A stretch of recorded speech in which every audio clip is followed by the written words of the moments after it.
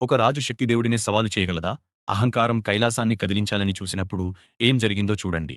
శివుని నివాసం కైలాస పర్వతం. ప్రశాంతత రాజ్యమేలే చోట ఒక తుఫాను రాబోతోంది. తన పుష్పక విమానంపై రావణుడు అక్కడికి చేరుకున్నాడు. అతని దృష్టిలో ఈ పర్వతం ఒక చిన్న ఆటవస్తువు మాత్రమే. నంది దారిని అడ్డుకున్నాడు.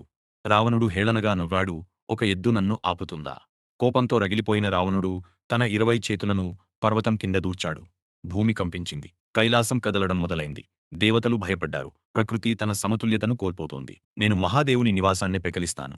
రావణుడి అహంకారం ఆకాశాన్ని తాకింది. కాని మహాదేవు చలించలేదు. ఆయన నెమ్మదిగా కళ్ళు తెరిచారు. కేవలం కాలి బొటన వేలితో నొక్కు, అది ఒక్కటి చాలు. పర్వతం తిరిగి తన స్థానానికి చేరుకుంది. రావణుడి చేతులు ఆ భారీ బరువు కింద నలిగిపోయాయి. ఆ అరుపు ఎంత భయంకరంగా ఉందంటే 3 లోకాలు వణికిపోయాయి. అప్పుడే అతనికి రావణుడు అనే పేరు వచ్చింది. నిజమైన శక్తి కండరాలో కాదు, నిలకడలో ఉంటుంది. గుర్తుంచుకోండి, మహాదేవుని ముందు ఏ అహంకారమైనా తలవంచాల్సిందే. ఒక రాజు శక్తిదేవుడిని సవాలు